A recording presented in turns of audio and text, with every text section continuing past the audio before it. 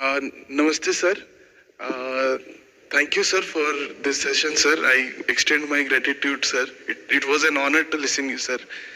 Sir मेरा आपसे सवाल होगा कि कई एक आध एग्जाम्पल होंगे सर जहां आपने लेट गो किया होगा, आप अपने जीवन में भी किसी चीज में लेट गो किए होंगे, तो कोई एक आध ऐसा एग्जाम्पल आप शेयर करना चाहे जिससे हमें भी प्रेरणा मिले। मैं बताता हूँ आपको। जो मैंने कहा कि 7-8 साल पहले मैं थोड़ा एंजाइटी का शिकार हुआ, कई कारण थे, पर उसमें 2-4 लोग ऐसे थे जिन्होंने मेरा जीना मुश्किल कर दिया था उस समय। मतलब उन्होंने कर दिया, मैंने करवा भी लिया। अब तो मैं करवाता ही नहीं, तब मैंने करवा लिया था।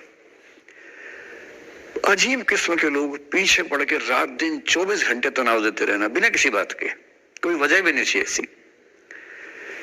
मैं बड़ा परेशान रहा। फिर बाद में परिस्थितियां बदल गई, मैं ठीक हो गया, मेरी स्थितियां ज्यादा बेहतर हो गई। तो उन दिनों मैंने एक रहीम का दोहा पढ़ा, वो मेरे जीवन का उसूल बन गया। उसके बाद से 1-2 बार मेरे मन में आया कि मैं भी दुश्मनी कर लूं और दिखा दूं, और मेरे पास ताकत उनसे ज्यादा थी उस समय भी, आज भी है। पर अगर मैं किसी के उकसाने पे उसके जैसा हो गया तो जीता तो वही। जब मैं ही नहीं रहा तो फिर तो कोई और लड़ रहा है, मैं रहा ही नहीं, वो जीत जाएगा। मेरी असली कश्मकश ये थी कि बिना उसके जैसा हुए इस चीज से बाहर निकलना है। ये कुछ वैसे कि आप सड़क पे जा रहे हैं, कीचड़ में सूअर लोटा हुआ है, उछल उछल लौट रहा है, आपके सफेद कमीज पे छींटा पड़ गया। अब 2 ऑप्शंस हैं, या तो हिसाब बराबर करने के लिए उतर जाइए, उसको आप कैसे गंदा करोगे, वो तो पहले ही मस्त है उसी गंदगी में, उसका तो स्वभाव है। आपका एक छींटा है, आप पूरी कमीज गंदी कर लेंगे वहां जाके। तो सबसे अच्छा क्या है, वहां से निकल जाना, लेट गो कर देना। तो मैंने रहीम का एक दोहा अपना सार बना लिया। रहीमन ओछे नरन सो बैर भली ना प्रीति। रहीमन ओछे किस्म के लोगों से ना बैर अच्छा है ना प्यार अच्छा है। काटे चाटे श्वान के दुह भांति विपरीति। कुत्ता काटे तो दिक्कत, कुत्ता चाटे तो दिक्कत। तो मेरा उसूल क्या है, इस तरह के लोगों से कि नसीब है या नहीं, और है तो कितना है। सब तुक्का लगा रहे हैं, मैं भी तुक्का लगा रहा हूं, ठीक। जो हार जाता है ना, उसको तसल्ली देना बहुत जरूरी है, वरना वो जी नहीं पाएगा। और पराजित व्यक्ति को तसल्ली देने के लिए सबसे अच्छा शब्द है नसीब, भाग्य, नियति। बहुत जरूरी है।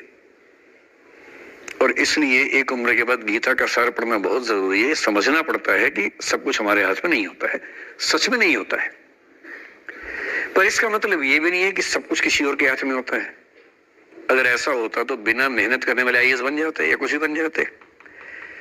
ये हो सकता है कि आईएएस बनने के एग्जाम में 10 ने मेहनत की, उनमें से 8 का हुआ, 2 का नहीं हुआ। पर यह नहीं हो सकता कि एक आदमी ने मेहनत नहीं की तो उसका आईएएस हो गया। बिना मेहनत के तो नसीब भी नहीं मिलने वाला है।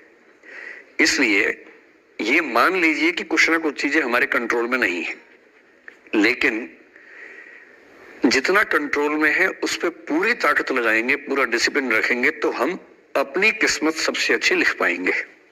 सबसे अच्छी मतलब बाकियों से नहीं, मेरी जितनी अच्छी हो सकती है उतनी अच्छी लिख पाएंगे। और इसलिए अगर आपको लगे कि मैं नहीं कर पाऊंगी कोई काम, तो उसको गिव अप ही कहते हैं। लेट गो का मतलब तब होता है जब आप मन भर चुका है, अब उसकी जरूरत महसूस नहीं हो रही। जैसे आईएएस बनने की कोशिश कर रहे हैं, नहीं बन पाए, तैयारी छोड़ दी, गिव अप है।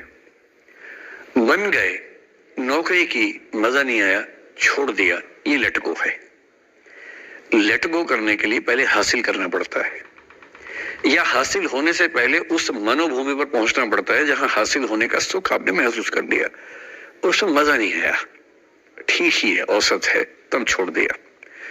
इसलिए आपकी उम्र को शोभा नहीं देता कि हम नसीब की बात करें, ये शोभा देता है मेरी उम्र को। तो 30-40 के बाद नसीब, भाग्य, नियति चलेगा।